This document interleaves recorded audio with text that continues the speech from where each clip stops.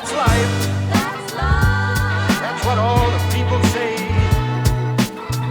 You're riding high in April, shot down in May.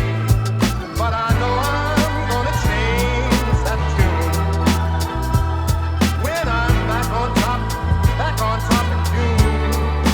I said that's life. Gotcha. Hi, everybody. Okay.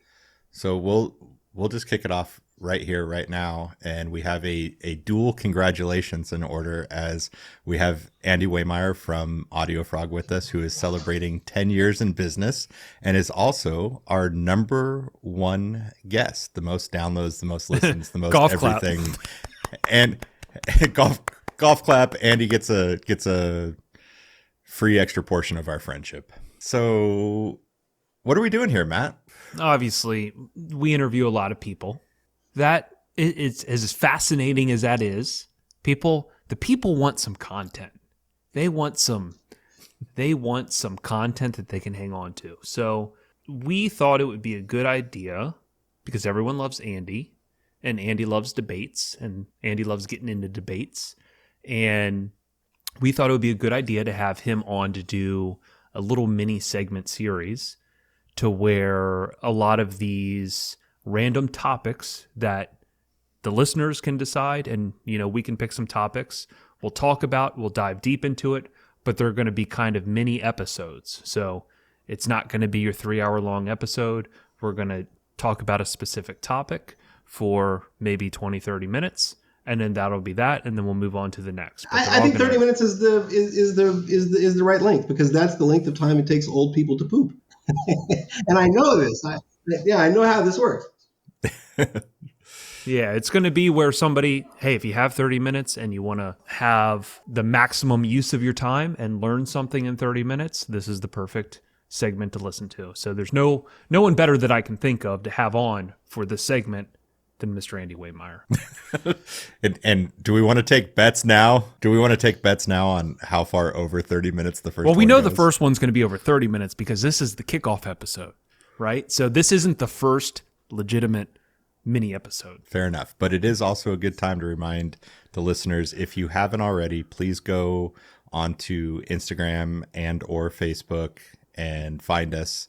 Follow us. If you have questions that you want to ask Matt, myself, Andy, that's the way to do it. Do it through Messenger, through there. We also appreciate, we're getting a ton of views on Spotify and on Apple Podcasts. If you guys can, we'd totally appreciate it. If you could go in and just write a review or give it some stars or whatever you do, whatever the equivalent of smashing the like button is, do that. All right. So first topic, it's going to be kind of the overview of what the miniseries will be. So, Andy, you've just rebuilt your demo car, correct? Well, I built a new one. So my son Jacob now works at AudioFrog, and he's a personable guy, and he likes to talk to people, and he's young, which means he can drive a long way without stopping. He and I, he's been out and will continue to be out, sort of touring this little car around. But our other demo car is my old Mercedes, whatever that thing is, 550. It's got 150,000 miles on it. It needs a transmission. This is not the right car. This is not the right car to send out all over the country, because something breaks in a Mercedes and you're in Bentonville, Arkansas, and somehow replacing a fuse becomes a $6,000 affair. So I found this little Volvo C30. It's a 2013 with like 28,000 miles on it. And Volvos are the official brand of nerds, and we're all nerds here. In fact, Jacob drives a Volvo of his own accord. So we built this little C30, and Jake's a car audio enthusiast, and he became a car audio enthusiast when we put a pair of speakers and a subwoofer in his car over Thanksgiving one year, and I'm inside making a turkey, and it's like, hey man, where's this kid at? 3 hours later, he's still out in his car listening, and I go out there, I'm like, hey dude, turkey's almost done. He's like, Dad, this is what you do? And I'm like, well, yeah. How did you not? Yeah, this is car audio. This is, oh my God, this is so cool. So he listened, and then he came back from college in Colorado on another break and to put a DSP in the car, and maybe that was over a summer. I think that might have been during the summer. So I had a little DSP amp, so he put that in and wanted to learn how to tune cars. So I handed him the document and said, go do this and come back when you have questions. And he came back about an hour and a half later and said, will you come listen to this? And I went out there and it's like, wow, hey, this is pretty good. You might want to look at this. You might want to look at that. But he pretty much figured it out. Simple 2 speakers in the front and a sub in the back system. But Jake is not an installer, right? Jake doesn't have a 10-year history in the bays and whatever else. So if he's going to be out in a demo car, I wanted to make sure that he had, some comfort level in talking about it, and that there was some, sense of ownership, and also that he would appreciate the amount of work that goes into doing something like that, especially when his dad's doing it, and his dad does this once every 8 years and has to do everything like 3 or 4 times to do it once. So the exercise is really for us to build it together, and he's out sort of touring this thing around, and you can find a schedule of where this car will be on audiofrog.com. It's on the homepage. We're doing all 4 of the Knowledge Fest events this year with the car. We're going to do in Southern California every year, but not during COVID, of course. So this is the first time since COVID, and I've never been to this show, but I've been to some high-end home audio shows. There's a show in Costa Mesa called The Show. The stands for the Home Entertainment Show. And John Whitledge, the guy with the magic bus, sent me a Facebook message one day and said, man, you ought to consider bringing your car down to this thing. And I was like, oh, well, that's an interesting idea. So I went down and talked to Maurice, the guy who puts the show on. This is mostly high-end home audio, but they have a pretty good, I think, attendance now of young people, and there's a lot of headphone stuff and whatever. So we're going to go down there for 3 days. And as I was talking to Maurice about where we would put the car and, what it was and all that kind of stuff, he asked if I had ever done any audio seminars. And I said, well, yeah, like for 20 years, this is kind of what I do. He said, well, would you do one for us? And I said, well, sure. So I'm going to do a seminar for a bunch of high-end home people or whoever I can, whoever shows up. There's this sort of theme in home audio with not all home audio enthusiasts, but many of them, that a car is just a terrible place to listen, and you can't do anything that's cool in a car or whatever. So I'm going to go talk for an hour about why what you can do in a car is in fact different than what you can do in a living room. It certainly doesn't suck, and it can be really great, but it also has some other benefits, like when you're driving to work and you want to listen to Frank Zappa really loud, nobody's telling you to turn it down, right? So, in your car, unless you're driving around with a bunch of other people, it's kind of your own private listening room and whatever. So I'm going to talk for a little while about what you can do in a car, and if you decide that you want to try this, what you need to be thinking about, which is first, not about the gear, it's about finding the right shop, finding the right somebody to help you do this, because it's not just about taking speakers out of boxes and getting the toe in right and hooking up cables and all. Not to make light of or to diminish what people do when they set up their home theater, but there's a lot of other stuff that you have to do in a car to make this happen, and you kind of need to have a bunch of skills. Like you need to be able to make stuff and take stuff apart and put stuff back together and figure things out. You need to be able to use a meter and whatever. So I want to dissuade them from thinking that that's getting something great is a backyard project that they can do on their own, and talk to them about how to find the right guy or the right person to help you with this, and how to have that conversation and all of that, because we use some of the same words, we use some different words, so that's going to be kind of fun. So we're doing that. We're doing all the Knowledge Fests, and in between those, Jake is out doing afternoon, small, really informal events at AudioFrog dealers, because we get a lot of calls. Not a lot, but there are occasions when people will send an email and say, hey man, I'm sort of considering an AudioFrog system, but man, I'd really like to listen to one. Where can I find one? So sometimes it's like, oh, well, actually, if you open your front window and look outside, there's an AudioFrog dealer across the street from your house. But sometimes the locations aren't obvious, and people don't always use the dealer locator. So this is a way to make demo of kind of what the best we can do, at least at this point, available to people who are interested. Demos are pretty powerful things. That's what this car is for. I bought this thing so that Jake would have something. Volvos are safe. Jake would have something safe to drive, and I'm kind of a fan of that vintage Volvo because the center channel grille is really huge.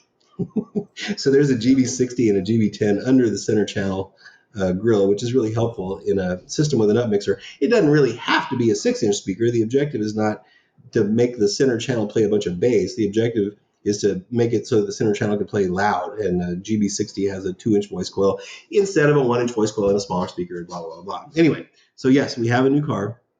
Jake and I built it together. There's a lot of... Is this the same car that I've seen over the months of you 3D printing the rear Yes. grills and doing? Okay, so Yes. it's that vehicle. Yeah, it's a Okay. Yeah, it's beautiful. a bunch of great. Yeah, it's kind of it is cool. And I started my career in car audio as an installer for 10 years or so. And at the beginning, I told that story. I sucked, and then I didn't suck anymore. And then I got pretty good. But I don't do this often enough anymore. I mean, I have, I think, 4 or 5 Porter Cable 690s. I have a table with a much larger Porter Cable router. I don't even think they make 690s anymore. What do you do now? I mean, Porter Cable doesn't make routers Right. anymore. That's crazy. I mean, because when I bought those, there were other routers, but none of them were any good. Anyway, I have all that stuff. I got a box of router bits that's so heavy I had to put it on one of those little moving dollies from Harbor Freight because I can't even lift it. So I have all these tools, but I don't use them often enough. So now, I mean, a lot of the design work I do is in CAD, so it's just much easier for me to draw and print something than it is for me to make templates and all of that. And some of it is done that way, but yeah, it's a lot of printing. And this is the kind of installation that I've always done. I'm not a great creator. I'm a good integrator though. So I open the trunk, and like every installer who's ever built a trunk, you open the trunk and you stand there. And the guy who owns the store comes back like 2.5 hours later and says, "Dude, why are you just standing there?" You're like, "Well, it may look like I'm doing nothing, but I'm planning." Right? I've come up with 9 things that don't work so far. Yes. I was going to do it this way, but if I do it that way, and I cut this, and then I won't be able to install that part and whatever. Or can somebody go to Home Depot and get 8 more sheets of MDF because this thing is not going to work. So I'm not great at creating new looks, but I'm really good at integrating something into So the cars I've always built, and the Mercedes was no different. Although this is a kind of a higher end installation than the Mercedes. I don't know. That center channel, the Mercedes. Well, yeah. So the speaker installations inside in the Mercedes are pretty cool, but the trunk was really utilitarian. This was my daily driver at the time, and I wanted to make sure that I was able to use the car. And that, when we did demos for people who aren't necessarily car audio people, that I didn't have to answer well, this is a car that doesn't have a trunk anymore. How can you have a car that doesn't have a trunk? So this installation is kind of what I think Volvo would have done if somebody at Volvo had a wild hair to make the it's super classy. The cargo compartment unusable and, all that stuff. But it looks like Volvo, and the doors. After I saw that, my first gut reaction is, man, he could be a lead fabricator at any shop here in the country. Well, so I can no, I can't. I mean, I could be the lead 3D printer. I could be the guy. That's the evolution of where we are at the moment. Yeah. Right. So. I've been printing for a really long time. You don't want me working in a shop. I almost put the guy I work for out of business. Okay, to halt your story real quick. It's okay. Give me the top 3 mistakes you made building and things that you're like, man, I'm glad I realized how not to do that, because you did a lot of printing. I know you struggled with a few different aspects of it, but just give me tips from the printing side of things, of your install, of things you wish you knew when you started. Well, if that makes sense. So that's kind of, I can talk about things that I learned. So the way that this kind of stuff works for me, Matt, is that I open the door of the car and I'm like, oh, okay, I see where that speaker goes. Right. Yeah. I have it in my mind. And I know exactly what I want it to look like in my mind, but I have no clue how I'm going to do it. Right. So then I'm like, okay, now I got to figure out how I'm going to figure out how to do this. And that's how the first 3D printing exercise happened. I was making some home speakers for CES our first year because there was no time to build a car. And I was trying to make a waveguide for a tweeter. And I'm like looking for somebody to cut me a giant Schaeffer bit. And my wife comes in and says, what are you doing? I'm like, well, I need to make this thing. And I don't know how many. And she's like, well, have you looked at 3D printers? I'm like, what's that? She goes, I'll send you a link. So she sends me a link. I'm like, oh shit, yeah, that would totally work. So I buy a 3D printer, and that's how it started. So for me, this is Andy learns how to make something that he has in his head. Mm-hmm. So some of the stuff that I had to figure out. So anytime you design something that's going to be made, if you're not making it yourself by hand, and even if you are making it yourself by hand, trying to build a pod that goes on an A-pillar that you can cover in vinyl is a really good example of this, right? Mhm. Until you've done this a couple of times, you don't realize that you have to design so that you can manufacture it. Right? Or And like after upholster trying to it. cover it 6 times and posting 1,000 questions on Facebook, you give up and you take it to an upholstery guy because he can stitch, right? Because there's no way to cover it.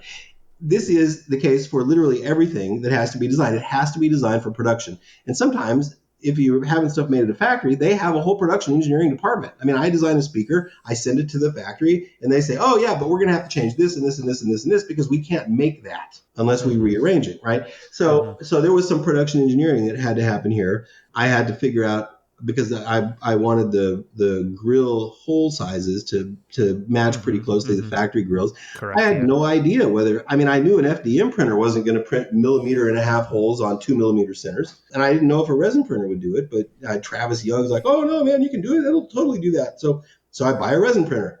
And lo and behold, holy shit, this is really cool. And I thought that I was going to be able to print the housing and the grill separately, but it doesn't really work that way. So these consumer grade 3D printers are great and shockingly great, but you have to design in a way that the design holds the various aspects of the design to dimensional accuracy. So trying to print a grill that's 3 mm thick and is primarily holes, once you get it out of the printer, it doesn't stay flat. The lines aren't straight, right? They're close to being straight, but not close enough for me, right? I mean, you get down and you look at an angle at the line on the edge of the grill, and it looks kind of wavy, and I'm like, well, no, that's not going to work. So you kind of have to print this stuff as a whole assembly, the grill and the ring and whatever else, because that's kind of, I think, what you have to do to get the two. It's like gapping for vinyl, right? You know, you need a straight edge or you need an edge or whatever else. And so that was one of the things. And then I finally printed some and they were beautiful. And I put one on the car and I went to work. And this was a day when it was like 90 degrees outside. And I came home and I opened the door of the car and it was like, oh, that didn't work. Now there's like, now you can tell because the bolts that hold it on, apply some tension to the part and to the door panel. And so it was kind of wavy and there was a gap, probably 16th or an 18th, 16th or an eighth of an inch between the two bolts, in various spots. And it's like, okay, I should have thought of that. I mean, I deal with plastics, but it didn't really occur to me to consider heat deflection temperature for plastics. And it's like, oh, well, I got to go find a resin. Travis Young, man, that guy was really helpful through all of this, high temp resin. And then I discovered that the trade-off between high temp resin and low temp resin is rigidity, which is actually brittleness.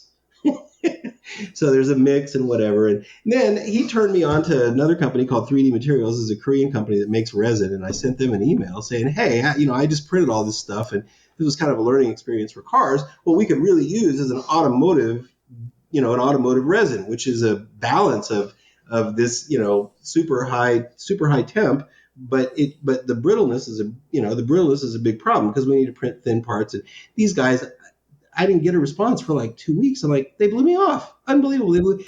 Finally, after 2 weeks, I get a response, and these guys are like, oh my God, thank you so much. Yes, an automotive resin is we need to try to figure this out and whatever else. And I'm like, well, it's going to be really hard to make this into an actual automotive resin that the car makers would use, but for prototyping and for the aftermarket, here are the specs, right? It's got to be, it's got to be 105 degrees C before it bends and whatever else. So they sent me a bunch of stuff and some recommendations, and I said I would try it. And so we kind of arrived at a formula for that kind of stuff. So got to use a high temp resin. You may want to mix it with it doesn't need to be over 105 degrees. So you could mix that resin with something a bit more flexible to prevent it from being super brittle, because I designed it with screw bosses so I could screw it in from the back of the door panel. But driving a screw into that, even though there's a boss, just shatters the plastic.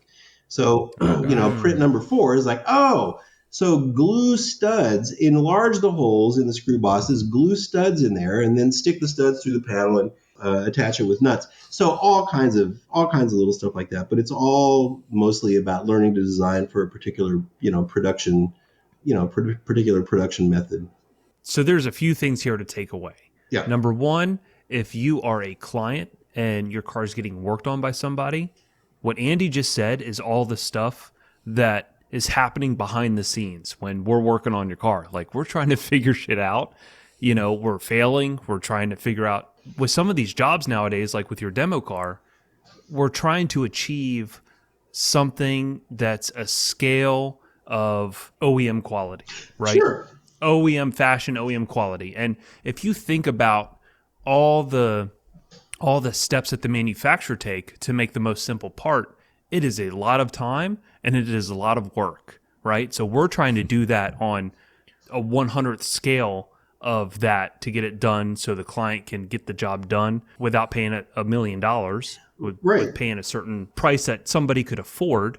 And at the same point, we're trying to achieve the OEM quality. So kind of what you said, all the different trials and tribulations you went through trying to figure out how to print this grill to physically work and maintain shape and have longevity, it takes trial and error, Yes. right? Well, if you're a hacker like me, it takes trial and error. I mean, if you're a plastics guy, then all of my mistakes were really elementary, right? But we all have access to experts, and we don't know that they're experts, right? And sometimes we don't do a very good job of managing our own access to these, to these kinds of experts. Social media is a really good way to connect with those kind of people, but you can't connect with them and talk to them like they're sitting next to you at a titty bar, right? Because they're not going to tolerate it.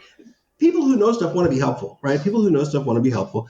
And one of the keys to learning how to do new stuff, if you're a hack like me, is remembering who you know, right? Because they'll help you. They're not going to do it for you. They're not going to spend like 17 hours on the phone with you. But if you do some of the work, I learned this at Harman, right? If you can go in and ask an expert a question, but you need to do a little work. Right? You need to be able to go in there and say, hey, look, so I've read this and I've read that. When I used to do installation trainings, I would say, look, whether you read the manual or not, when you call customers, when you call tech support, the first thing you say in order to get good tech support is, I've read the manual and I still can't figure this out. Right? So you got to ask a good question. You need to do a little groundwork so that you're asking somebody with some expertise to just point you in the right direction, right? The additional work that you do is goodwill in that request, because people will help you, but they don't want to tutor you, right? People who have jobs and other things to do, who want to be helpful, want to be able to disseminate the information in the most efficient manner possible, right? They want to give it to you and they want to give it to other people who may be helped by it. But, peppering somebody with 46 Facebook Messenger questions at 11 p.m. on a Thursday is just not the right way, right? Yeah. It's not the right way. You made an interesting point about about all of the stuff that happens behind the scenes and whatever. Right. Like, let's extract the value out of what you just said. Obviously, you're not a traditional installer, right? We all know I was, but I'm not anymore. I know, but let's just say with the project that you did the demo car, let's say you are a traditional installer, right? And say that a client brought that car to you and you were trying to achieve what you created. Think about all the time and hours and energy you have in creating that simplistic part and networking behind the scenes to come up with that part as a finished, durable, perfect product at the end, right? Think about how many hours, how many contacts, all of that. Like, that's such value that the typical client just doesn't ever understand or see. Well, Matt, so this is an interesting point, because the value for a customer, the value for somebody who opens the door and says, man, I'd really like to have a grill like that in my Volvo, how much does that cost, right? The amount of time that it takes to figure out how to do that this is not a commercial venture, right? And in product development, this can be, depending on the organization that you develop products in, this can be a real problem. And there's a saying among product developers and product managers, and that is that you never invent in the critical path. The critical path is the time between the time you agree to take the job and the time that you've agreed to deliver it. Which means that if you're doing something on a budget and a schedule for someone who's paying you, you need to do things that you know how to do, right? So the value for me, or the value for another installer, a tech or a fabricator or whatever else, in doing this demo car, if somebody asked me how much to do this again, and I didn't have the parts already designed and able to be printed, I can't in good conscience give them a quote, right? I would Right. need, Yeah. this took 6 months. This took 6 months. I mean, this is, I don't know how much gear is in there. It might be 15 grand, 17 grand worth of gear, $60,000 in labor. Maybe there are some customers who will pay that, right? There's always somebody. There's always somebody, but there are a lot more customers who'd pay $20,000 for it, and even more that would pay 5 or 6 or whatever else. I mean, I suggest this all the time for folks with retail stores is you got to give your guys a day every once in a while, a day a week if you can afford it, a day every 2 weeks, a day every month, where they have some structured task to learn a new skill. And There you go. removing That is that, beautiful. that from, so one of the complaints about car audio, and I'm guilty as charged, man. And when I started managing installers, I found it to be just as annoying as the people found it when I did it. It's like, hey, customer's on the phone. When is that going to be done? The installer says, tell them it'll be done when it's done. Right? It'll be done when it's done. So you get that call when you've passed the time that you told somebody that you were going to be done, right? So I think that a lot of the computer aided fab and all this kind of stuff has really probably helped, because it takes a really long time to fab stuff by hand. But when you're inventing a process that you've quoted or a part that you've quoted and you don't know how to do it, this is a big profitability problem. My suggestion for shops is decide together as a group of people what the next skill is going to be, and assign each of the people who works there part of learning how to do this skill. Somebody, if you're thinking about getting into 3D printing or any kind of machine or robotic fab, somebody has to learn how to draw in CAD. Somebody's got to learn how to draw. Somebody's got to learn how to operate the printer and make adjustments and give feedback to the person who's drawing in CAD, whatever. Somebody needs to be able to conceptualize this is what I'm pretty good at, right? I open the door, I see the grill in my mind, and I'm like, okay, how do I make that? Somebody needs to hone their skills in figuring out exactly what can be, manufactured this way and how and whatever, with an eye towards efficiency and all that kind of stuff. So I think that giving your guys each a day a week or a day every couple of weeks, rotate the day between people who work in the store, so that everybody can contribute to building a skill before you deploy it in a commercial venture is a really, really, really important thing to take away from that. I have a guy that helps me now with a bunch of my builds, and so it's gotten to the point now where, like, I just finished up a Camaro that I just built, and before I touched that car, he took everything apart. Yeah. He obviously ran all the wires, did the sound treatment, got the speakers in the locations, all the non-fab stuff he did. But each job we do, we throw a new thing at him, right? So, like, in this one, he did aluminum speaker adapters for the front doors. Right. So it was his first time routering and cutting aluminum from a solid sheet to now in a finished adapter. And then, he kind of used sear mark spray, laser etched some stuff on there. So he had a whole new skill set after that. So now I know in my head, next job, he at least knows how to cut, route aluminum. Yeah. I don't have to go through that with him. So if I have any of that is on me, I can now put that on him.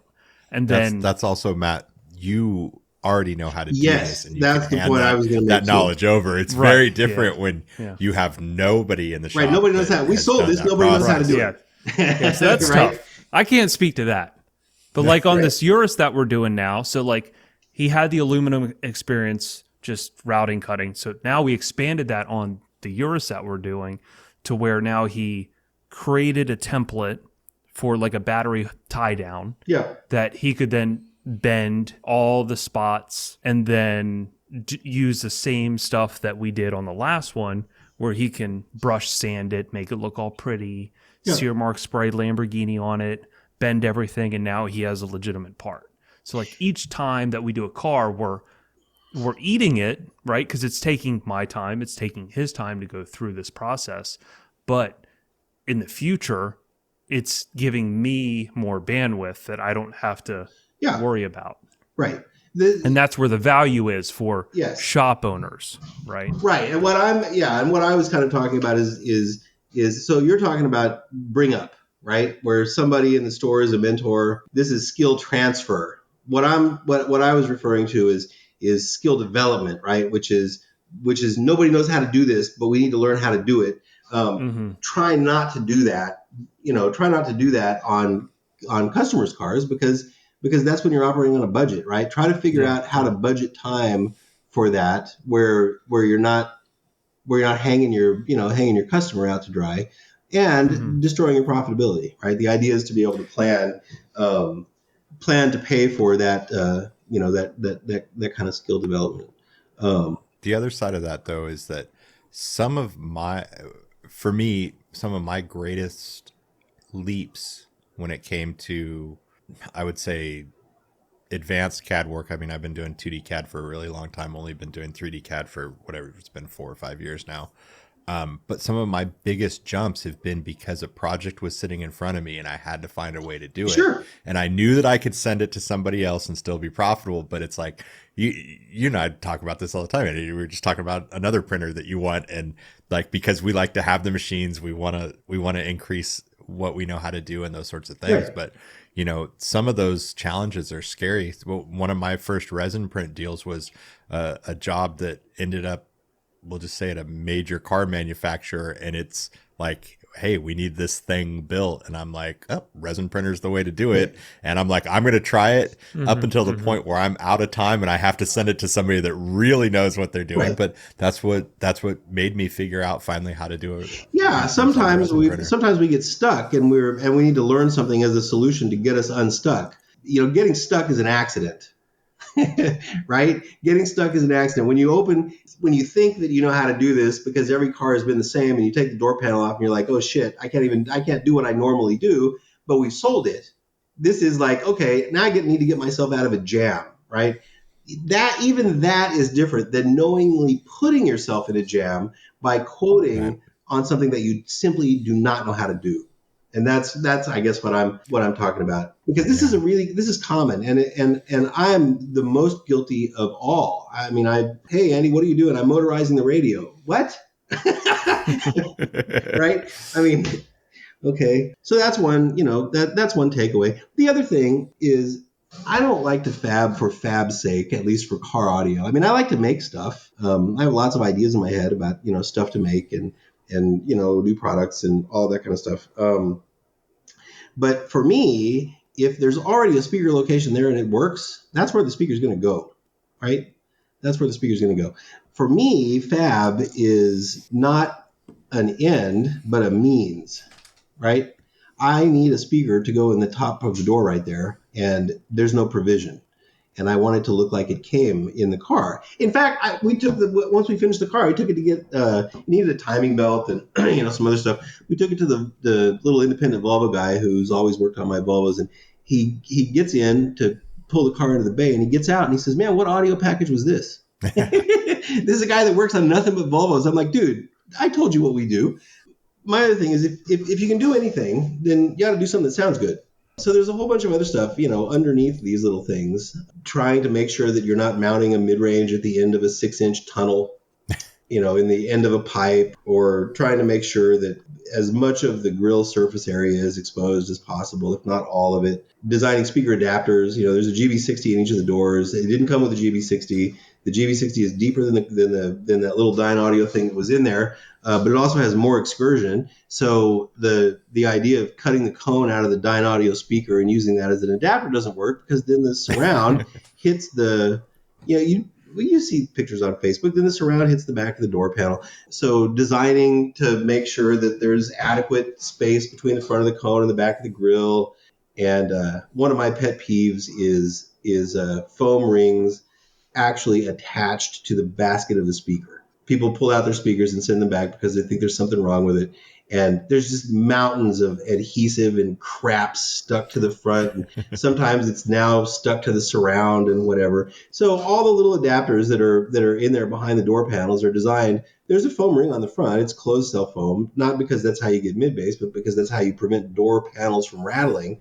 But all those things are designed so that the foam, and it's like 3/4 inch wide foam, never touches the speaker. It's all attached to the it's all attached to the bracket. Just, anal retentive things like that. So when you get a car like that and you're sitting down to design that system, what give me the list of priorities, like the hit list. It's got to do this, it's got to do this. I want to have this Right. product in it. How does that So go for you? the thing for me as a listener, as the guy who's going to listen to the car, the most interesting aspect of audio performance for me is creating a sense of a space. Creating a sense of a space. So a wide stage is at the top of my list. There are other things that are more important, I suppose, in the whole list. It has to be full bandwidth. It needs to play from 20 to 20K or almost 20K or whatever. It's got to have a subwoofer. It needs to play loudly enough. It needs to not make a bunch of distortion, rattle, and all that kind of stuff. But in terms of what we usually think about an audio system, a wide stage is the most important. A stable center image is at least as important as having a wide stage. So that kind of stuff sort of dictates where the speakers go. For me, and when we started this, Jake has never done a job like this, and I wanted to have some info that I can use at some point to write some more tech articles. We mapped the whole car. We mapped every speaker location in the car, and the way that we did that, I'll have a write up at some point, but I just got myself embroiled in another little project, is that there's an acoustic principle called reciprocity. It's a marriage principle as well. But reciprocity in acoustics means that for an environment that doesn't include a lot of reflections, that the microphone and the speaker positions are interchangeable. So we can also use that in reflective spaces, but in reflective spaces, we have to make sure that we limit our data collection or our data analysis to a region where the dispersion of the speaker pretty closely matches the beam pattern of the microphone, right? So the microphone is omnidirectional, but a speaker is not omnidirectional at really high frequencies. So this model sort of this is not useful for tweeters, but it's really useful for subwoofers and mid-bass and mid-range. So I made a little boundary microphone. I printed one that we attached to potential speaker locations all over the car, and I also printed a little pod that a GB25 goes in that attaches to the top of a mic stand. So we put the speaker on top of the mic stand, put that in the driver's seat, moved the microphone all around the car, and mapped all of the locations to figure out I knew where the speakers were going to go, because for me, it's a wide stage, which means the speaker's going to go on the top of the door. That's just it. But this was also an exercise in helping Jacob understand what we were going to do. So we mapped everything, and the top of the dash and the A pillar and that location at the base of the A pillar where people put mid ranges because they need to be on axis and whatever else. So that I would have some graphs that I could show Jacob that explained why we're putting them there and the differences between all of those locations. So we did that, and we did subwoofer locations in the trunk, and so that's kind of how we chose the speaker locations, or at least verified what we would be working with once we went to tune the car. And now I've been talking for so long that I don't remember your question. I think your question, Gary, was what's the what's the hit list for you, and what's the priorities? And you were saying that from a listening standpoint. I want to hear behind the scenes from a manufacturer standpoint what you're trying to show off, what you want to when you sit a customer in the car, a potential customer, a dealer's using the car, or it's at a trade show event. What question. You're picking gear and you're trying to create an experience. I want to know more about how those are tied together and why you chose what you chose. Well, I've been building sort of demoing the same kinds of system for 20 years or so. And so we do demos for a lot of different people, right? We do demos for SQ competitor dudes who have a very specific idea of what they want to hear. We do demos for normal people who love music. We do demos for home audio people. We do demos for car makers. I've done demos at Google and at Byton and not at Tesla, but there was another. We do demos for lots of different. People. So what I want them to hear is a believable. So audio performances are like fiction. We will never be able, I don't think, maybe it's possible someday. I shouldn't say never. Currently, we're a long way from making it so that you could sit in your car and hear Dodger Stadium, right? We hear the Yeah. inside of a car because all of those early reflections, which is that comb filter that we were talking about before, all of those early reflections are how our ears confirm for our eyes that we're in a car. This is why sometimes when we listen, we, as audiophiles, we close our eyes because we're trying to imagine ourselves in a space that's Right. different from the space that we're sitting in, right? Of course. Yeah. So what I don't use the word accuracy to do this anymore because there's no way it's not going to sound like we're in Dodger Stadium. So the idea is suspension of disbelief, right? What we want is to make somebody think that they might be, or to be able to say, man, now I can sort of understand what Dodger Stadium might have been like, right? It's not going to sound like Dodger Stadium. It's not going to sound like the Rose Bowl. It's not going to sound like Walt Disney Concert Hall. But if we can provide a system that doesn't recreate that sense of space, but suggests it in a believable way, then we make an audio experience that's much more engaging, that's much more realistic. Well, you could say, I think believable is probably the right word. But I've put people, this was in the Mercedes too, although I think the Volvo sounds better. I put people in there who don't have the audiophile language. They don't know what that means. They don't know all those words. And these people who love music get in and they freak out. They're like, this is cool. They don't know how to talk about it. They say things like, the sound is everywhere, but I still hear the singer in front of me. All the instruments are in front of me, but I hear sound everywhere. It's kind of like they're in the room, right? So for me, that's what this is all about. And the upmixer that's in that car does a really good job of that. There are lots of upmixers. It's also important to me, secondarily, I think, or maybe it's the same level of importance, is that the demo ought to be good in more than one seat. And part of this is if you're going to sit around and do demos all day, and there's a hot seat and you got to put somebody in the driver's seat and the passenger seat really sucks, then you got to do demos all day and you got to sit in a seat that sounds terrible. What fun is that?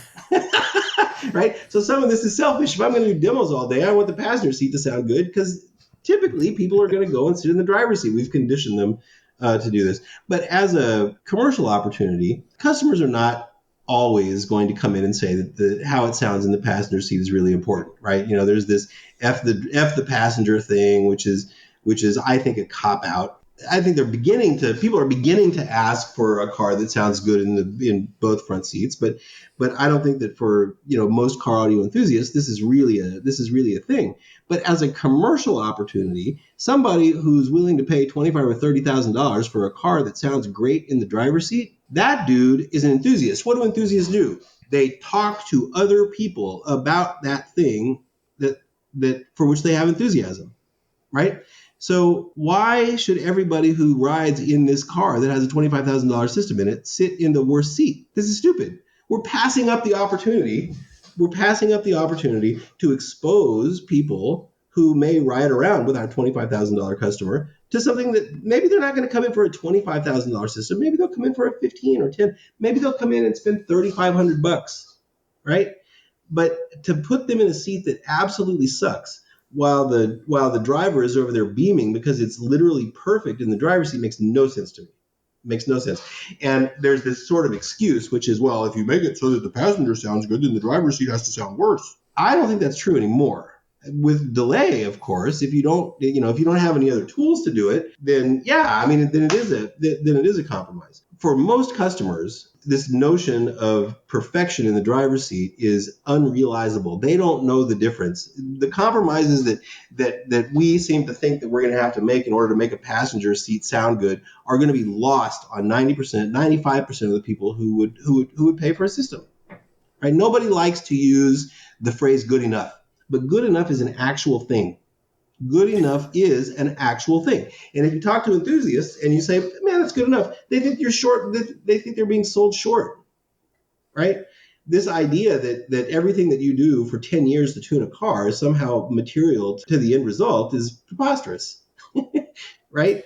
I'm one of the guys that has fought that. We've had that conversation before, right? I've fought that before. I recently had a car that I had finished that had about $8,000 worth of gear in it. all done, installed, the whole nine. And another customer showed up who was inquiring about an install, and he already owned about 15 grand in gear alone before install. Yeah. And he sat in the $8,000 system having no clue what it cost and was like, man, I'd be stoked if my car sounded this Right. good.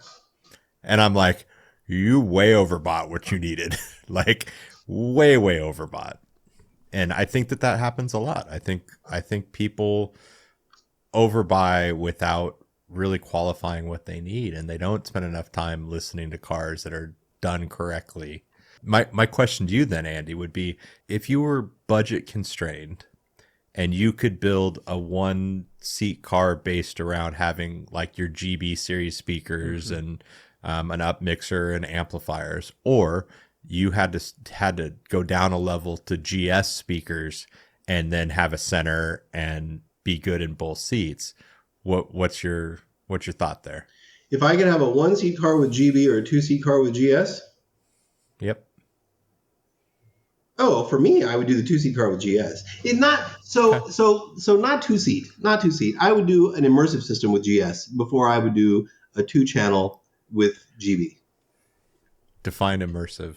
Rear speakers, an up mixer, this sense of space that's more believable, because 2 speakers in the front and a sub is a system designed to present the entire performance on the dash like a high-end 2-channel system that you might have in one of those super expensive 2 giant speakers in a treated room somewhere, and a Krell amplifier sitting on a floor with a couple of giant snakes for audio cables and whatever else. That's really the system that a 2-channel front speakers and sub is designed to replicate in a car, or at least it's supposed to sound like that, right? So when we sold this house in Pasadena and I moved into this other house, we made some money, and I decided that I wanted to finally buy my favorite pair of speakers, and I did. And I was going to be a 2-channel guy, and I bought a pair of JBL M2s. These are, people will argue over whether these are the best or not the best, and there's always preference and whatever else, but these are regarded by many as the best studio monitor that you could buy.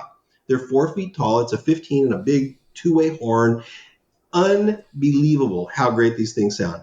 I was a 2-channel guy for a month with a pair of what might be the best speakers in the world. I was a 2-channel guy for a month. And then I was like, well, yeah, I like this, but it just doesn't quite do it for me. So then I went on, the daily checking out OfferUp and Facebook Marketplace and eBay, looking for as many JBL 6328P 8-inch 2-way studio monitors as I could find. They're powered, so that I could use for sides and rears. And and then I bought a new receiver because I wanted a receiver with a better up mixer, because the receiver I had that I bought when I was going to be a 2-channel guy just had Dolby Pro Logic 2, which is fine, but it's not, it doesn't do what the up mixer that I'm used to does. So eventually, because then I bought a much higher end receiver that has Atmos and some other up mixers, and I listened to all those up mixers, and I was like, well, yeah, there's some of them are better, but I still don't really like it. I shoved a PC in my home theater so that when I listen to music, because I stream everything from Amazon, our up mixer is in the PC.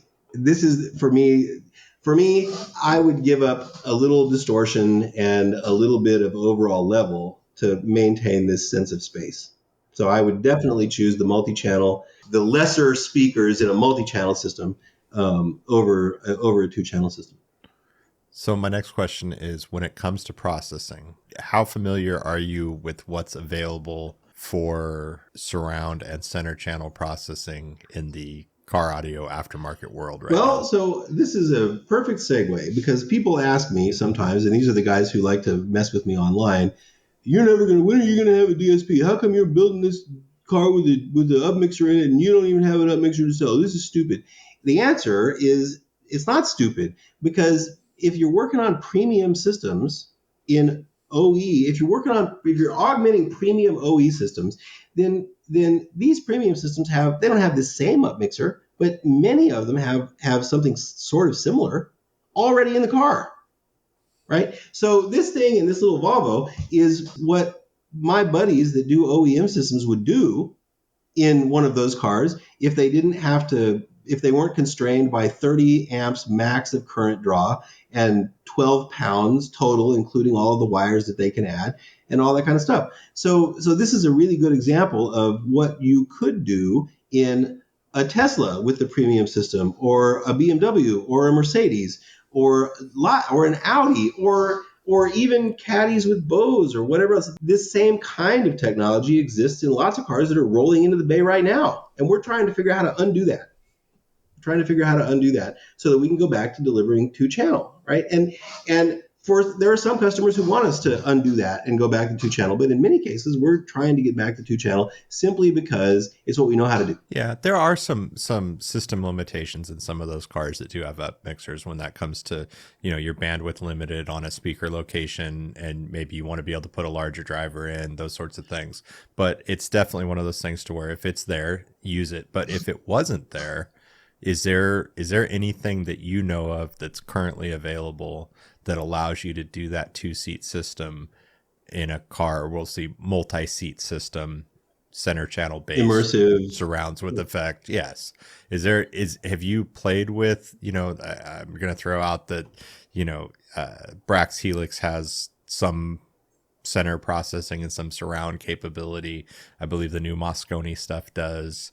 But it doesn't. So I don't build a lot of. I don't have a lot of opportunity to use these things because I'm not building cars, right? If I was in the Bay, then Yeah. I would be able to answer this question a little bit better. I know how this kind of processing works, right? I know what it does. I've been doing, whether it was stuff at Harman or stuff here. The first time I put a multi-channel system in a car, it was in a 2004. Yeah, it was in my Mini. And I used a couple of OEM amps out of Range Rovers in that thing. And it was a Logic 7 system, and it was a Mini Cooper with 18 speakers in it. And I took it to Spring Break Nationals, and we took it to Steel Valley Regionals and whatever. And Gary Biggs was the guy who shamed me into competing with it. I was like, this was an R&D car. I had been asking the people at Harman to make a DSP for a really long time, and I kept building cars, right? I kept building cars and playing them for senior managers and saying, we need to do this. And Gary was like, man, if you can do all this work, you got to just compete. You got to go to Spring Break Nationals to tune everybody else's car anyway. And I'm like, yeah, okay. So he shamed me into competing, and I didn't do very well at Steel Valley Regionals. Harry judged my car, and there wasn't enough bass. Imagine that. There's never enough bass when Harry judges a car. You could have a wall of 18s and a pair of studio monitors. I love Harry. There wouldn't be enough low bass for Harry. So I didn't do very well at Steel Valley, but I did trophy, and I can't remember if it was a first place or a second place in an IASCA show, or maybe it was Mecca at Spring Break Nationals one year. Same thing in the Volvo, which had also the S60 that I had, the S60R, which I got when I traded in the Mini. It had a different surround thing. That was a room synthesis algorithm that my buddy Ulrich at Harman had developed for receivers. And they turned it into a VST plugin, and I ran it in a program called Audio Mulch in a Mac Mini. And it was cool. It was not an up mixer, but it was a different thing. I won some stuff with that, but my objective has always been in those contests to show up with something that was different, right? That was different. I don't. The whole competition thing, even when Gary shamed me into competing, I was like, okay, I'll go play this thing for a bunch of people and see how I'll do, right? But I was never much of a competitor because I didn't build. I showed up to a football game and didn't know how to play football, right? These contests are a very specific thing, right? If my objective was to go win a contest, then I wouldn't build this car, right? I would build the car that judges easily. If you're trying to do that kind of stuff and you want people to give you great reviews, then you need to, there's another old saying, if you know the answer you want, ask the question that gets you that answer, right? So I would show up with things that don't confuse judges. I would show up with things that judges expect to see or not see or whatever else. And then I would go through the disc. This is that how do I get more stage depth stuff. I would go through the disc and I would make every single one of those tracks. So one track they're listening for center image. I would make sure that track had a great center image. Whether it sounds good when I listen to the music that I like doesn't matter for competition. This is one of the reasons why a lot of these competitors have a tune for competition and another tune that they listen to, because they have to optimize for each of those tracks, right? So there's one track where they're listening to the placement of your center vocal. There's another track where they're listening to stage width, right? So if I were going to do that, or stage depth or whatever else, then I would, and I couldn't switch my EQ between tracks, then I wouldn't use delay. I wouldn't use delay. For the track where there needed to be a great center vocal, I would use an all-pass filter, and the rest of the speakers, above the center vocal, which is going to be somewhere between 100 and 250, maybe 300 hertz, is where the fundamental of that human vocal is going to be. Everything above that can be out of phase, and it won't affect the center vocal, right? So no delay on the high frequencies, because when things are out of phase, we hear the speaker locations, and that's what we hear as stage width, right? I have listened to cars where the judges said that the stage was really wide, and I get in and I play some track that I know, and there's no center. There's no center because the speakers are out of phase. And sometimes the judges hear that out of phase condition as width.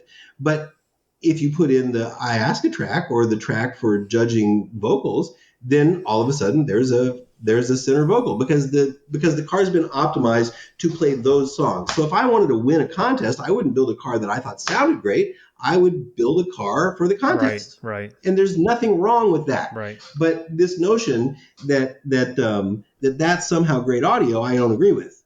This is winning a contest, and that's fine. Exactly. Right? It's fine to win the contest. But at the end of the day, when we're building systems for customers, whether those are high-end customers who are experienced listeners, or whether those are people who just love music, right? And who want to have a better time listening to music in their car, we need to get pretty close to correct, right? I've done demos for people who absolutely, and I've answered this question a lot on the phone for customers who, when we tune a car for a center image, they hate it. They hate it. They say it sounds mono. I did a demo for a super duper high-end record producer who hated a center image, right? They don't like it. And it's okay that they don't like it. The reason that they don't like it is because that's not how they experience music. In a lot of cases, they don't sit between the speakers, right? They don't sit between the speakers. Music may be on in another part of the room or in another room. And for them, it may all be about, frequency response and tonal balance and intelligibility. They want to be able to hear Lady Gaga sing while they're mowing the lawn. These are all things that we... So when you say that's not how they experience it, do you think that that's not how they want to experience it in a car? I think that they have a benchmark. Oh, so here's another story. I had a dealer who was doing our stuff, and he was a pretty good tuner, a good one actually, and he tuned cars SQ, right? He tuned cars SQ, center image and whatever else. And there was a guy on the AudioFrog enthusiast group, and he was going to build his car, but he wasn't sure he was going to be able to tune it, didn't know how to tune it, and wanted to know who he could take it to get it tuned after he had, done all the fab work and whatever. This is a DIY guy. So I suggest taking it to this guy. So he hems and haws and whatever, and he gets up one morning and he drives 3 hours down to Dallas to have his car tuned. The dude tunes his car, and the guy hates it. Absolutely hates it. And the tuner guy calls me on the phone, and he's like, man, I don't understand this. This guy said, and he had been cruising the SQ groups forever and ever and ever and ever and ever. And when his car did exactly what he asked for it to do, he didn't like it.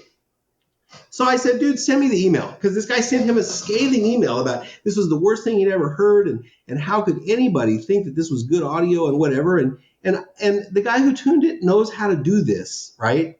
Knows how to do this. He didn't screw up, right? He didn't screw up. Because what the guy was describing in his scathing email was basically, that there was a center image. Everything happens in the center of the dashboard, and I hate this, and blah, blah, blah. How could anybody think that this is good sound? Whatever. And so I'm like trying to figure this out. And I said, man, send him an email back and say you're sorry that this is not what he expected, but that this is in fact what a stereo system is designed to do, right? We can make it do something else, but this is in fact what it's designed to do, and this is what you asked for by saying that you wanted an SQ tune, right? So, and then I said, ask him what he listens to outside of his car, because this was his first car audio system. What does he listen to? 90% of his listening is on earbuds, headphones. Headphones don't image. They don't image, right? And then he said that he also had, it was like some old, I don't know what they were, speakers, big speakers, 20 years ago, they would have been like higher end than mid-fi. I asked him, hey man, ask him to send you a picture of the room that the speakers are in. One speaker in the front of the room, one speaker in the back of the room. Right? This guy hated it. And he was a music lover, but he did not listen to music that way. Right. He wanted it to sound like his room. He didn't want an image. To him, great sound was sound that comes from everywhere and fills the room, and there's no specificity to any of the imaging. And he was really unhappy that he didn't get that, but he didn't have any. He read on Facebook for a year about how great all this was going to sound, but he had never experienced it. So the disconnect between what he read and what he thought it meant made it impossible to satisfy him as a customer the first time, right? And I don't know if he was ever satisfied. Yeah, some people just don't like that. And getting to correct is really important because that's how so delays, sometimes people think that delays are for cars that image. And if the car's not going to image, then, if the guy doesn't want to center image, we don't set the delays. Well, yeah, that's partly true, but delays are also, one of the things that we do to get the subwoofer and the front speakers in phase. And nobody hates coherent bass, right? So if we just say, if it doesn't need to image, we don't need to mess around with delays. And then we say, oh man, those mid-bass drivers aren't very good, right? We haven't really understood what these tools are, we haven't really understood what these tools are for. So part of developing some expertise is being able to get to correct, right? And then being able to take the feedback of our customer and say, oh, okay, I get it. Now, I know that all cylinders are firing, but you wanted to do something different, right? So we detune it. I step on the pedal and the car seems to go really fast. And it used to, I could press pretty hard and it just would sort of take off comfortably. Yeah, we can do that, right? It's not what the car's designed for, but we can make it do that. And sometimes knowing how to detune in order to please a customer who listens to music in a different way is the rest of that expertise. So if you set the delays for the front speakers to have proper mid bass with basically aligning it to the sub, what would you do to smear a center image on purpose? Well, if it was like a three-way and I had an all active system or whatever, then it might be sufficient to delay the mid bass and not delay the mids and highs. The other thing that happens with delay is that the phase error depends on the length. The image depends at various frequencies, depends on the length of the error, right? So we can miss the measurement for mid-bass drivers by almost a foot. And the error won't appear in the passband, right? So if it was a two-way system with woofers and tweeters, or with mids and tweeters in the front and a subwoofer in the back, and I had delayed it so that there was a center image, and my customer absolutely hated that, I would just dial back the delay, because the more error that you allow in that delay setting, the lower the frequency at which the speakers are no longer in phase, right? So if it's supposed to be, if we need to delay the driver's door by 27 inches, which is pretty common, then I would dial it back, right? Instead of making them perfectly in phase, I would make it so that they're meaningfully in phase at 100 hertz, in the crossover region, but not in phase at the top. That's how I do it. And I've done it a bunch of times, right? It's like you don't turn off the delays, because when you turn them off, then you lose that coherence in the bass. But if we need for high frequencies, so the deal is when two speakers are in phase and there's something recorded, we hear an image in between the two speakers. When the two speakers are out of phase, we hear the speakers, right? So for a customer who's interested in hearing the speakers, I've done a lot of up-mixer and multi-channel demos where people would stick their ear against the back speaker and they would say, my back speaker's not playing. It's like, well, it's not supposed to right now. But why did I buy back speakers if they're not playing? It's like, okay, fine, we'll just turn this off. Now your speakers play. Fine, right? We can try to explain to somebody the objective behind what these products are designed to do, but at the end of the day, if they don't like it, then we don't do them a service by sending them away with something they don't like. Sometimes you give them another tune, right? And they grow into the good one. As they become experienced listeners, they come back and they say, man, I was listening to this and it sure would be cool. And you go, hey, yeah, try that preset we put in before. Right? And then they're like, oh yeah, okay. So sometimes people don't learn instantly, right? But ultimately, there are lots of different ways to listen to music, concerts, clubs, at home, on your Sonos speaker that's in the other room. And there are lots of different ways to experience music. Not all of them are, if you went to a concert, you wouldn't sit with your back to the musicians, It's not every performance is like that. So, but that's what I would do, Gary. If I needed to All keep right. the bass and the mid bass and give somebody a less coherence in the front because they think it sounds mono. If it was a three-way, then I might leave the mid bass in phase and reverse the polarity of the mids and the tweeters. That makes sense. Interesting. It's going to lead me to playing around with the next car I tune. Yeah, just try it. Just sit in there, and once you get the delays set up, then introduce some error and listen to it, and because that's what you'll hear. You'll hear at high frequencies, you'll hear the speaker locations, and you can even preserve the center vocal and get some more hearing of the speaker locations at high frequencies. I've done the opposite a lot. I've done what you're suggesting in reverse a lot. Put the mid bass drivers out of phase. No. I'm saying play with small adjustments in delay, listening for differences. Yeah. Right. So you've done it one way. I've never purposely done it the other direction, which will be interesting. Yeah, try that. It works.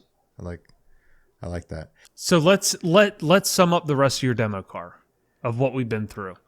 Okay, so the objective, I guess. Let's see. What was the last thing we said about the demo car? Was the objective is to provide something that's kind of believable, a good work of fiction for people who love music.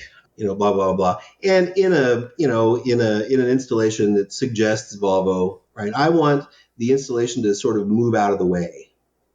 For somebody who listens to this car and decides that they want something similar, I want them to be able to ignore the installation if that's not what they're interested in, right? The suggestion that in order to get great sound that you really need, I could get the same sound by just throwing a carpeted box in the trunk and bolting all the amps to the side.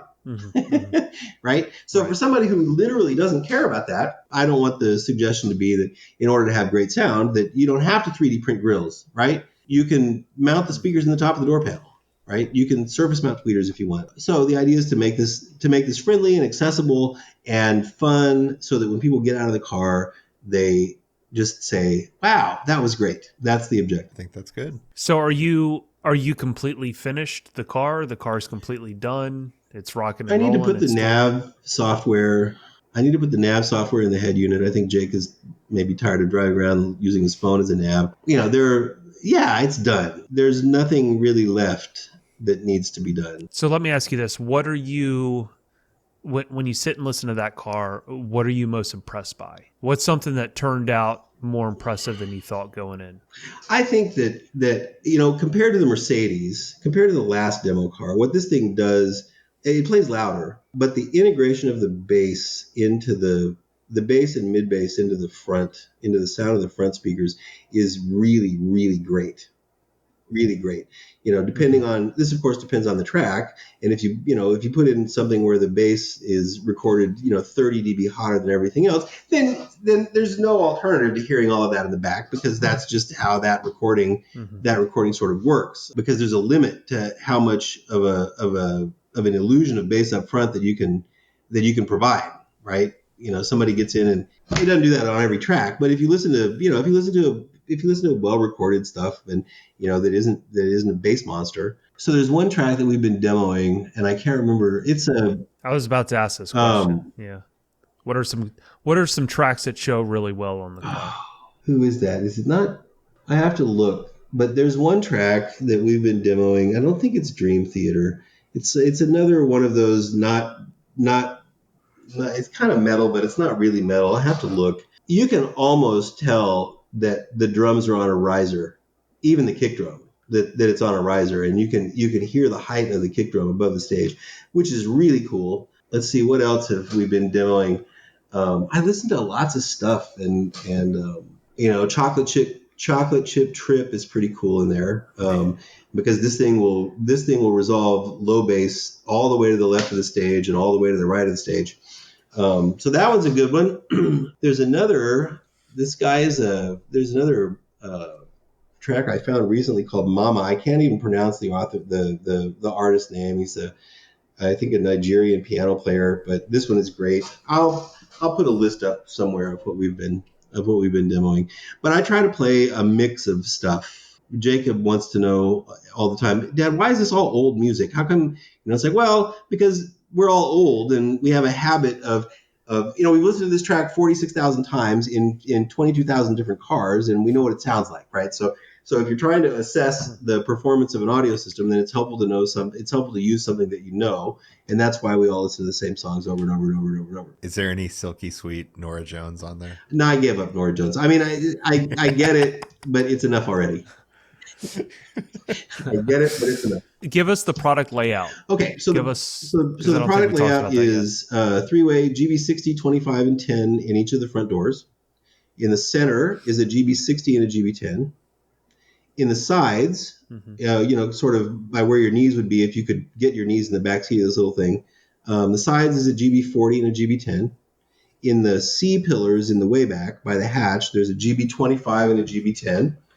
And then there are two GB10D4s in a really small sealed box in the back of the hatch. And amplifier wise, There are 7 amps. There are 5 A150.4s.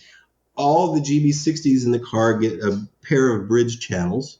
The A150.4 is 100 watts by 4 at 4 ohms and 150 at 2. So there are 5 of those in there. Everything is active. And then there's a A600.1D for each of the two 10-inch woofers. And there are 3 DSPs in the car. There are 2 mini DSP 8 to 12s that those do crossover and EQ. There's a few more channels than I actually needed, but the 6 to 8, the mini DSP 6 to 8 is a single-ended input, and this makes noise. So I just bought two 8 to 12s. I like them. They're good. They're small. The user interface is fine. All I'm using them for is crossover and EQ, so that works great. And I suppose I could have called any of the car audio companies and bought another DSP, but in terms of DSP, I didn't want to make it so that fans of JL would say, "Oh man, it sure would sound a whole lot better if you hadn't used that Helix," and that Helix fans who found a JL processor. I just didn't want to have that conversation. This is the reason that I built that 24-channel DSP amp the first time, right? It was because I wanted that part of this to disappear. Right. So a couple of mini DSPs to do crossover and EQ. And then one of our upmixer beta boxes is in there, and that's what does the upmixer. The head unit is one that I found online that's sold by a company called Blue Power, I think. Blue Power SE. It's a Swedish company that I think contracts with some of these guys in China who make vehicle-specific radios. Because that car, putting a radio in that car is a real pain in the ass. Right. So I found that thing. It took them a long time to deliver it, but it's pretty cool. It's an Android radio, so it's not perfect, right? It's a little buggy every once in a while when you touch it, it fails to respond. But on balance, it's super cool because if you put a regular 2-DIN radio in there, you have to cut the car all up, but you lose the HVAC display. So this thing puts an image of the HVAC display on as a skin on top of the radio. So you turn up the fan and there's a little display, turn down the fan, and then the display goes away. So that's really the equipment list. That's the equipment list. A couple of little timers to turn things on and turn things off correctly. And that's it. And yes, there's damping material. There's damping material in the doors. There's damping material on the floor. We did not take the headliner down and do all of that. For me, the damping thing is really about eliminating rattles. 2 things. When the door panel moves, I'm fat, right? So when I sit in the car, part of me touches the door panel, whether it's my leg or whatever else. If the door panel moves around a lot, then this is annoying, right? So I always put a good layer of Dynamat or damping material of whatever the brand is. My buddies at Ground Zero sent me a big box of damping material, which is very helpful. But I always do that. If I were gonna treat a door, the order for me is panel first. This is the most annoying thing. Panel rattling and moving around absolutely sucks. Panel first. Then probably the inside skin of the door.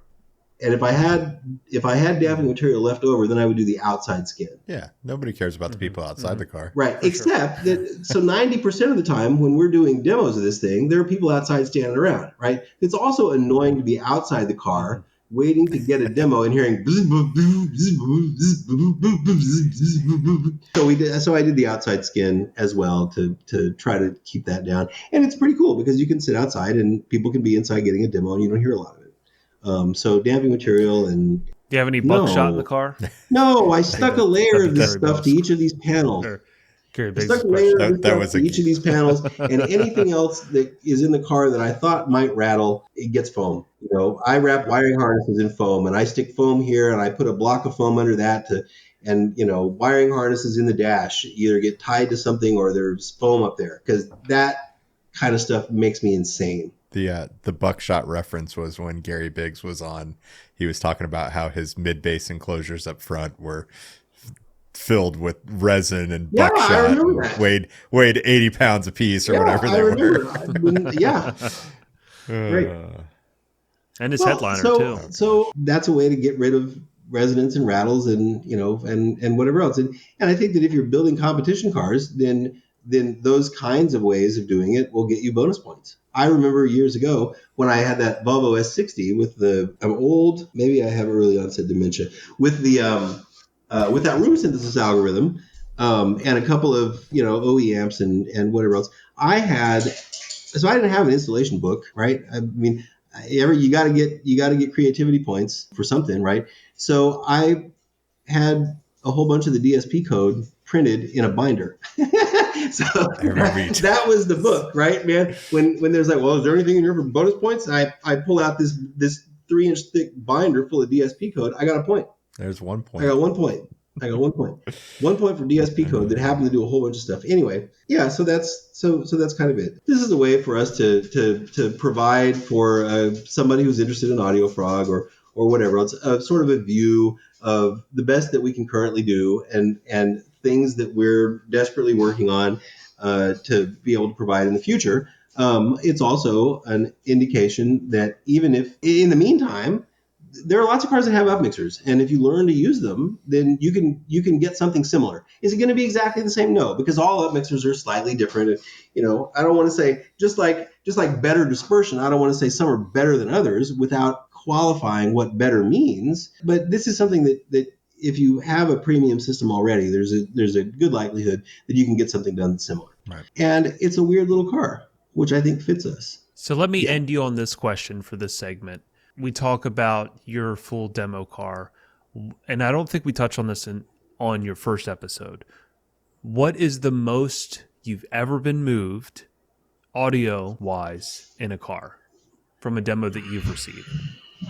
Automotive only. Give me a specific car and a specific moment in time that you just sat in and you were like, "Holy Okay, shit! this is going to be something a weird special." one. So when I was at Harman, I was I was the tech, I was the aftermarket tech nerd, and there was a technical gathering of people much smarter than me, like way smarter. I mean, these were code writers and acousticians and people from Lexicon and people who were in the CTO. CTO was there, and I was afraid of him for the longest time. Detlef Teichner. I was most definitely the dumbest guy in the room. So I'm sitting through all these things, and this is like really hard. This is like really hardcore stuff, and I don't understand any of this math. And they're up there talking, all this stuff. I mean, I wasn't bored, but I don't know what they were talking about half the time. I mean, they're talking about beam forming. They're showing equations for beam forming arrays of 1-inch tweeters, right? And I'm just like, I understand the concept, but man, this math isn't whatever. So we break for lunch. And Mike, my boss, says, "Hey, you should go hear this car." I'm like, "Okay, what is it?" He says, "We'll just go out in the parking lot. He's out there." That's for Dave, right? So I go out, and I don't remember what the car was, but the installation was this was somebody's R&D car, right? This was somebody's R&D car. So there was like wires on the seat, and the amp wasn't screwed in the back, and whatever else, and I got in. Lo and behold, Dave with this car was David Griesinger. You can Google David Griesinger, but David Griesinger was the inventor of Logic 7, and this was a Lexicon product at the beginning, but he was working on Logic 7 for cars. This was a long time ago. And I got in, and this was the first, besides a Rockford Gavotte, which was a completely different way to do surround, besides a Gavotte, I had never heard an actual up mixer in a car, and I freaked out. I freaked out. It was like, man, this is unlike anything I've ever heard. It was super cool. That's one that moved me. I mean, if this is like word association, pick the first thing that comes to your mind. That's probably it. But there have been a lot, so many that it's hard for me to so many that's hard for me to sort out. I was in Chicago one day at Apt. This was years and years ago, and John Schwartz put me in his car. This was a S10 Blazer, and it was a very simple car. It was horns under the dash, and I think 8-inch woofers under that somewhere, and a sub in the back. This thing was super crispy and unbelievably loud and imaged perfectly. That was another one. And I knew horns. I was an installer during horns, but I hadn't heard them in a really long time. It was probably part of the circumstances. I mean, we were headed to eat pizza after a training or whatever else, and I just didn't expect it. Right, and we get in, and he turns it on, and I'm like, "The hell is this?" That was that was a pretty cool one. Mobile only. Yeah, those two. I never heard Richard Clark's Grand National. I can't say that was one of them. Yeah, those two. Those two are probably good ones for me. Would you say when you heard the Logic 7 system that kind of gave you an extra motivation and passion in what you do for a living? Yeah, I think that was definitely the. So even before I was at Harman, when I was a retail installer, I messed around with center speakers a lot. There weren't any really great ways to do it. This was a lot of mono in the center. Back in the days of audio controlled ESP2s and 3s and whatever else, and mixed mode where you'd run two speakers in stereo and bridge another one for a center. This was all left plus right centers and whatever. So I think that probably hearing David's car was the point at which it was like, oh, this is possible, right? This is possible, and this sounds really, really great. It was like all that crap that I had tried because I was a big hack and whatever else was me trying to get there, right?